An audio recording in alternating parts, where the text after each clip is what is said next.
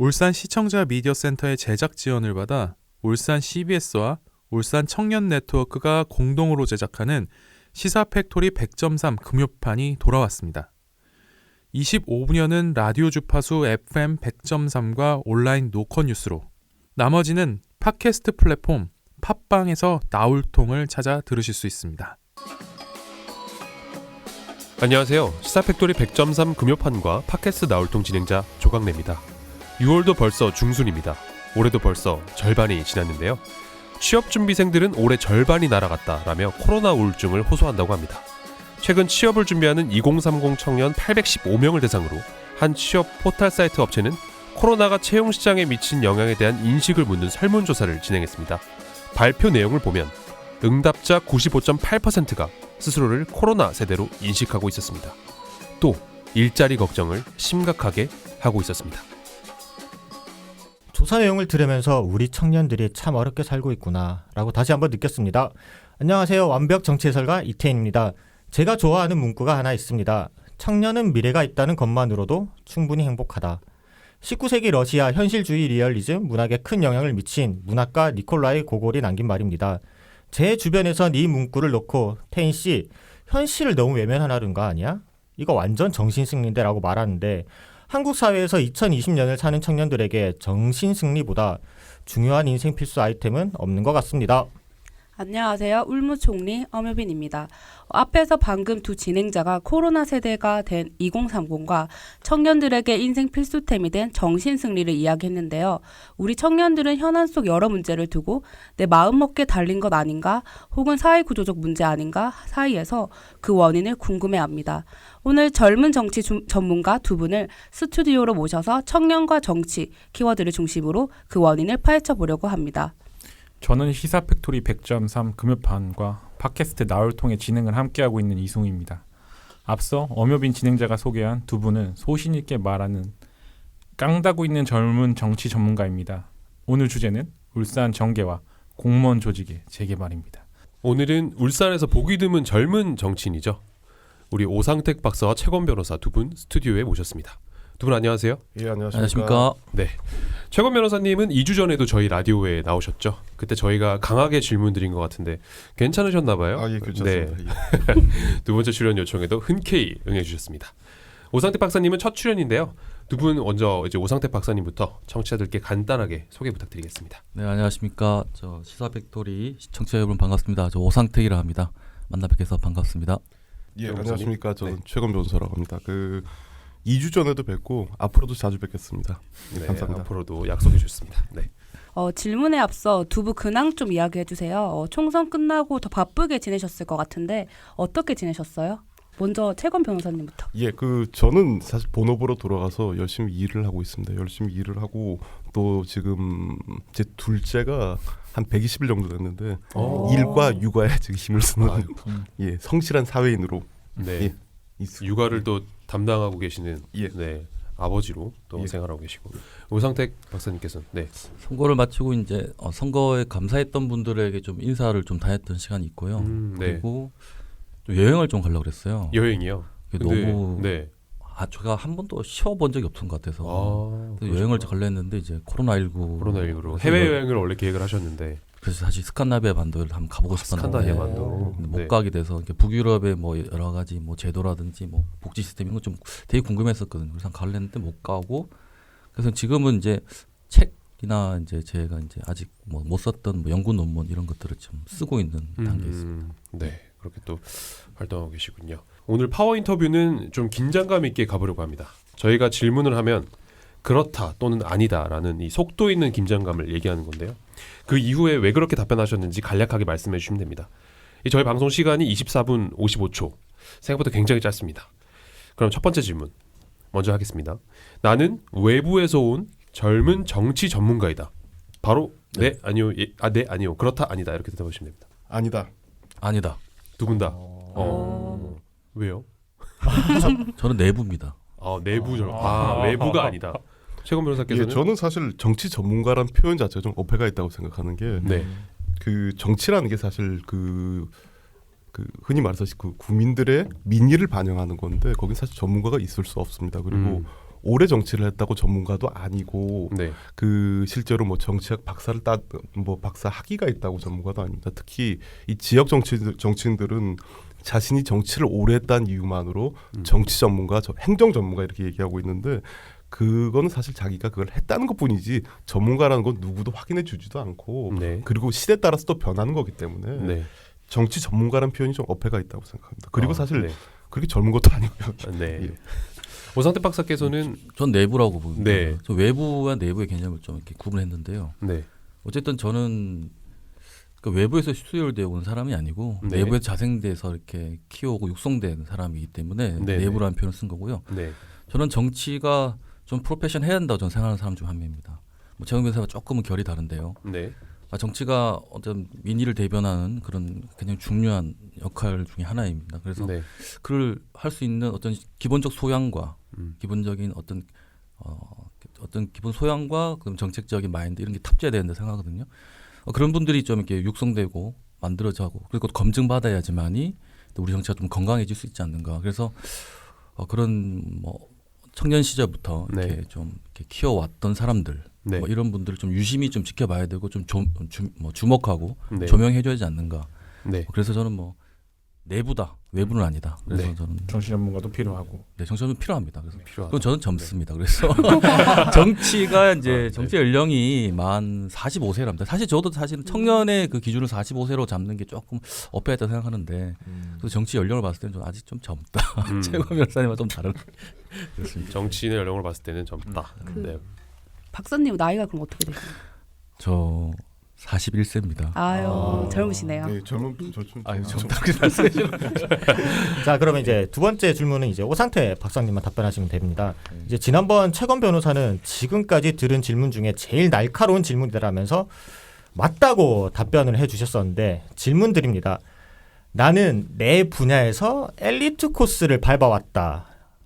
이거 진짜 노라했습니다. 뭐로 하시겠습니까? 근데 이거를 제가 이제 사전 인터뷰 때 노라했는데 네네네. 집에서 곰곰이 이렇게 좀 이렇게 자기 살았던 궤적을 좀 훑어봤어요. 네네. 근데 예술을 해야 될 것 같다는 생각이 들어서 이게 제가 이제 살아왔던 계절을 보니까 이제 뭐 학생회장, 그다음에 정당, 국회 보좌진 그리고 뭐 정부 기관 네. 이 코스를 이렇게 밟아왔더라고요. 네.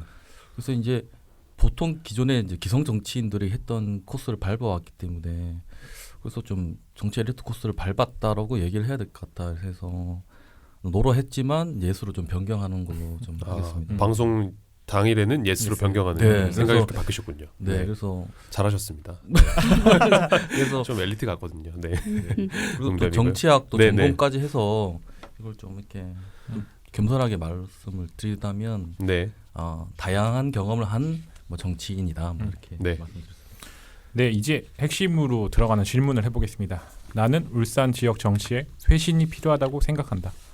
였습니다. 예, 저는 뭐 항상 항상, 주장하는 네. 예. 지난번 최건 변호사께서 방송에 나와서 이런 비슷한 말씀을 해주셨고, 그러면 최건 변호사께서도 지난번 방송을 좀 그 복귀하는 개념으로 예. 짧게 말씀해 주시면 네.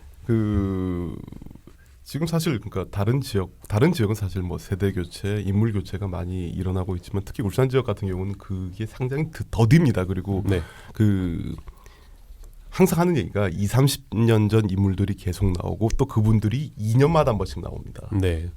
그래서 뭐 되면 그냥 하고 떨어지면 다시 또 2년 있다가 하고 그리고 실제로 지금 또 2년 뒤로 다가온 그 지방 지자체 선거에 실제로 지금 준비하고 계신 분도 많고 네. 제 생각엔 그렇습니다. 고인물은 썩습니다. 그리고 이 쇄신이니까 그러니까 이분들이 사실 못했다는 걸 떠나가지고 또 네. 그 새로운 젊은 인물도 계속 등장하고 그러니까 이 국민들도 계속 그러니까 그 사회를 주도하는 계층 자체가 이제 바뀌고 있기 때문에 네. 그분들의 의사나 또 그분들의 그 이해관계를 대변할 수 있는 인물들이 계속 진출해야 된다고 생각하고 있습니다. 네. 오상태 박사께서는 어떻게? 네. 네, 뭐 최건 변호사님 말에 뭐 대부분 동의를 하고요. 예. 뭐 이제 이 주제가 이제 지역 정치 자체가 이제 쇄신이 필요하냐의 문제이기 때문에 네. 여야를 막론하고 이제 쇄신의 분위기는 필요하다 저는 생각합니다. 네. 그래서 최건 변호사님은 인적 쇄신을 중심으로 말씀해 주셨는데요. 사실 그게 굉장히 중요한 문제인 거죠. 그래서 네. 여야를 불문하고 새로운 세력, 새로운 인물이 나타나면서 각 여야의 당내의 다이나믹스를 구축하면서 경쟁 구도를 형성하는 거 굉장히 좋은 필요한 과제를 생각하고요. 네. 덧붙여서 하나 더는 정책 쇄신도 필요하다. 정책 쇄신. 네. 인적 쇄신과 정책 쇄신 두 가지 방향이 울산 정계에서 필요한 방향이 아닌가. 네. 다양한 정치 실험들이 필요하다고 저는 생각하고 있고요. 네. 그래서 뭐 여당 같은 경우는 뭐 이제 집권 여당의 프레임을 가지고 좀 새로운 시도, 뭐 좀 조금 더 진보적인 아젠다를 끌어올 수도 있고, 네. 야당에서는 그걸 가지고 또 비판과 검증 뭐 이렇게 해서 정책 아젠다를 중심으로 좀 쇄신할 수 있는 그런 분위기도 필요하다. 그래서 인적 쇄신과 정책 쇄신 두 가지 다 필요하다. 저는 이렇게 보고 있습니다. 네. 제가 짧게 한 가지 첨언하자면 뭐 맞는 말씀하셨는데 그 정책 쇄신이나 시스템 자체를 쇄신을 하고 개선을 하는 게 사실 인적 쇄신에서 비롯되는 겁니다. 그러니까 사람이 바뀌어야 정책도 바뀌고 시스템도 바뀝니다. 특히 네. 이 지역 그 구조 자체가 특정 뭐 시장, 국회의원을 중심으로 이루어지기 때문에 네. 이분들이 바뀌어야 사실 시스템도 바뀌고 정책도 바뀌는 거죠. 이제 뭐 그런 차원에서 말씀드린 겁니다. 네, 알겠습니다. 그렇다면은 방금 비슷한 개념을 말씀해 주신 것 같은데 이어서 좀 질문을 드리면 이 정치 쇄신 방법으로 상향식 그러니까 풀뿌리 미니 반영 혹은 줄서기 중심 승진이 아닌 하향식 즉 재앙적 중앙집권 반영과 당 정청 낙하산을 통한 인적 쇄신이 정답이다. 아니다. 아니다. 오상태 박사께서 저도 아닙니다. 네, 두 분 다 아니다. 네. 오상태 박사께서는 또 왜 아니라고 답변하셨는지. 중앙에서 지금 말씀하신 거는 이제 중앙에서 내려온 낙하산이라고 말씀하셨는데요. 내려와서 이제 정치를 이제 진입하는 분들에 대한 것은 좀 지금 이제 정서에서 맞지 않다 생각하거든요. 네, 이게 정치의 기본적인 풀뿌리 민주주의의 기본 원칙으로 가고 있다 생각합니다. 네, 제가 이제 출마를 하고 출마 기자회견 때 첫 질문이 그였습니다. 울산에서 뭘 했느냐. 그래서 저는 사실은 이제 울산 내려온 지 1년밖에 안 된 상태였을 때요. 그래서 네. 대답은 사실 울산에서 뭘 했냐가 아니라 뭘 할 것이냐를 준비를 하고 있다. 그래서 좀 기대하고 좀 지켜봐달라 이렇게 말씀드렸습니다. 그래서 네, 그러니까 그들의 정서, 이제 지역의 정서는 지역에서 스킨십하고 지역의 요구와 그다음에 지역의 민의를 받아 안아서 대리로 위탁해서 할 수 있는 그런 대표자를 원하고 있는 겁니다. 그래서 네.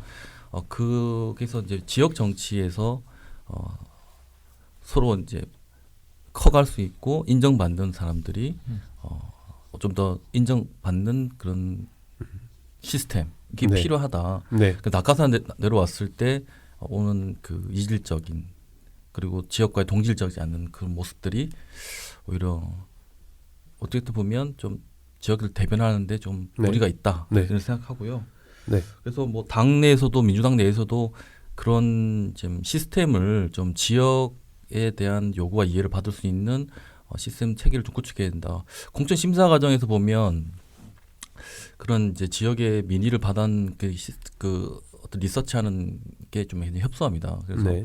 몇 명의 이제 당직자 내려와서 그들의 이제 지역 사람들에게 인터뷰하고 하는 정도 수준인데요. 네. 그걸 비중을 좀 높여야 된다 생각하거든요. 지역의 요구와 민의가 어떤 건지, 네. 그 후보의 경쟁력이 어떤 건지에 대한 구체적인 것들을 좀 포션을 좀 높여서 좀 네. 반영이 돼야 된다 이런 생각 들고요. 저도 뭐 이제 지역에 내려온 지 1년밖에 안 됐지만 오히려 지역에 더 복무하고 지역의 민의를 받아 안고 그들과 스킨십하면서 함께 하는 그런 정치인으로서 거듭나야 된다 이렇게 저는 생각하고 있습니다. 네. 네. 예, 저는 조금 다르게 말씀드리고 싶은 게 이게 네네. 상향식이 옳고 뭐 사양식이 그르고 옳고 이런 문제가 아니라 다 조화를 이루어진다고 생각합니다. 그리고 그 원칙적으로는 사실 그 상향식보다는 하향식이 오히려 그 민의를 반영할 수 있고 그 지역을 대표할 수 있는 건 맞습니다. 그러나 지금 현재 룰이나 구조 하에서는 그 지역에서만 그러니까 그 전문성 없이 지역에서만 그 흔히 말해서 이해관계와 여러 조직에 얽혀 네. 있는 분들이 네. 진출하기가 유리하게 됩니다. 그리고 모든 시스템이나 제가 뭐 저도 선거 기간 때 많이 느꼈지만 모든 시스템이나 조직들 같은 경우를 다 장악하고 있기 때문에 네. 그러니까 이게 모두 상향식으로 가서는 안 되고 어느 정도는 조금 조화가 있어야 된다고 생각합니다. 그리고 네.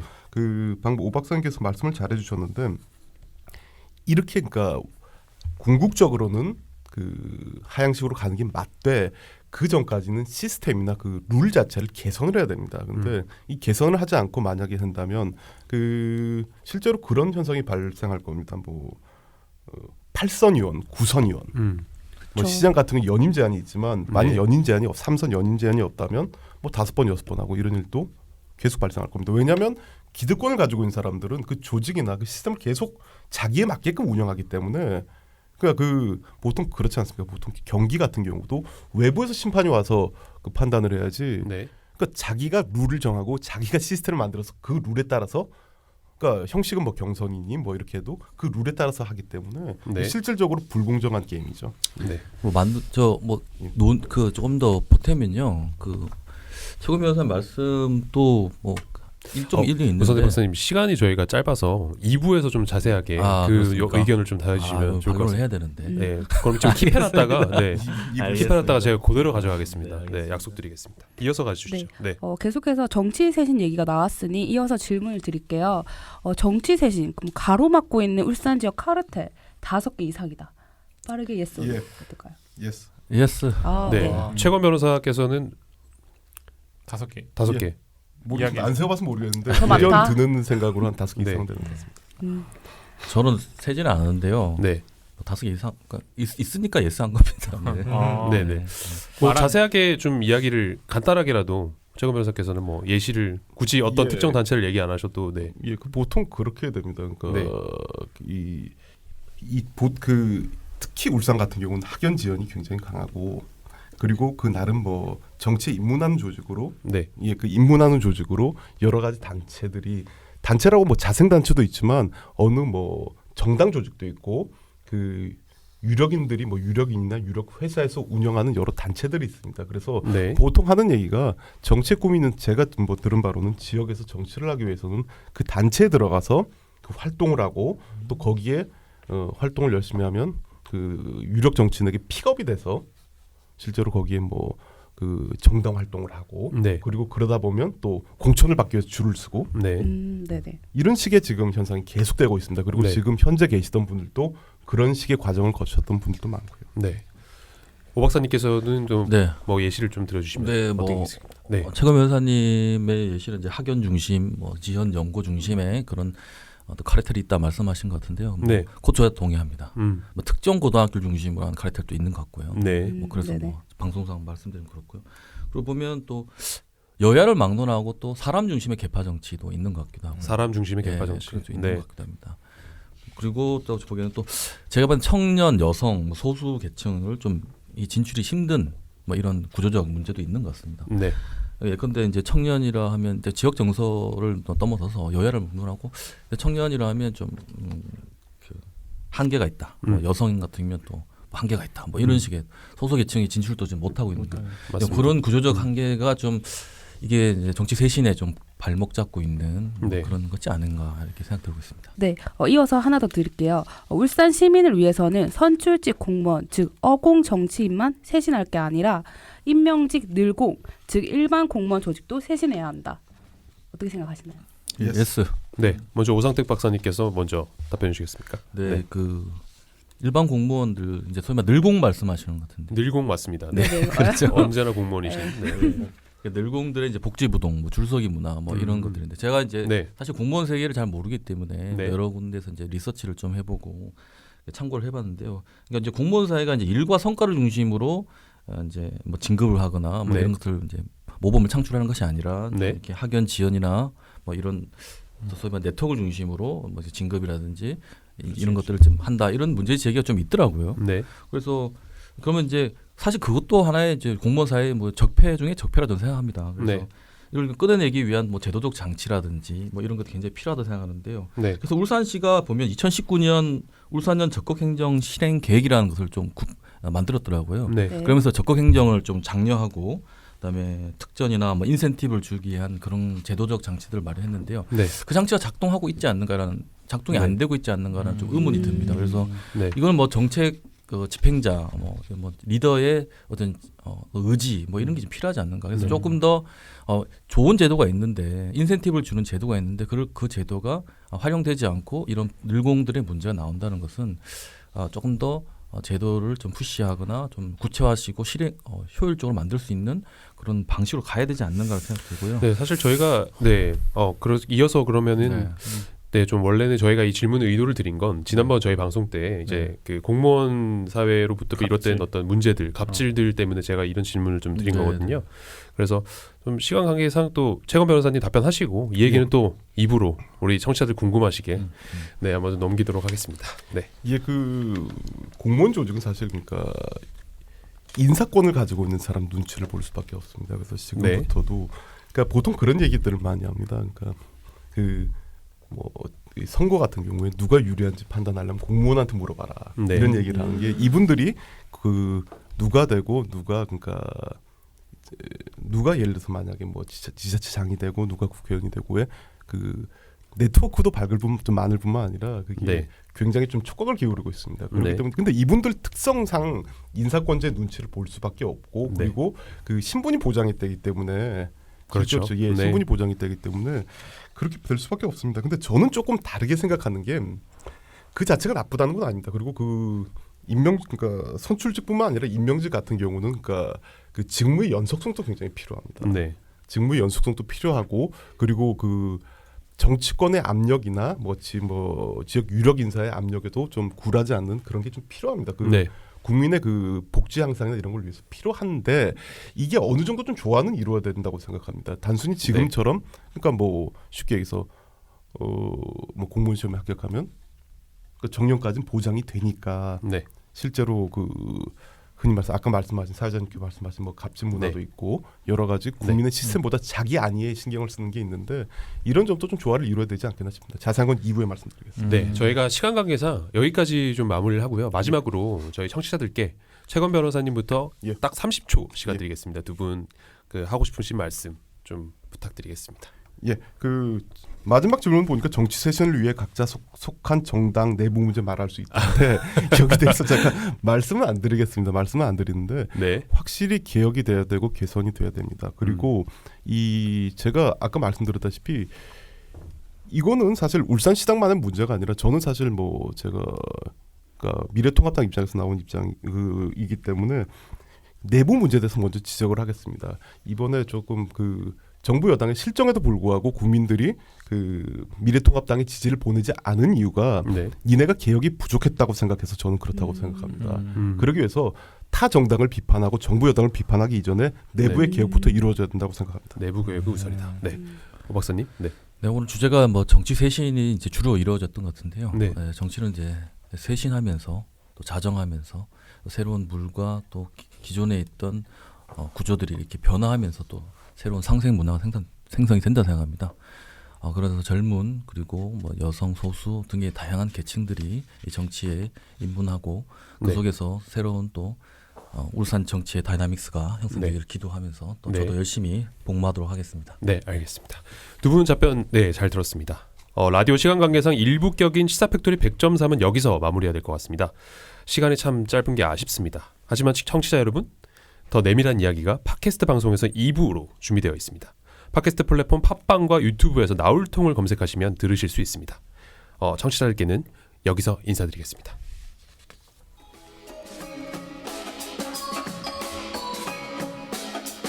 저희 울산 청년 네트워크와 울산 CBS는 앞으로 청년의 눈높이로 울산 현안을 다뤄보려 합니다.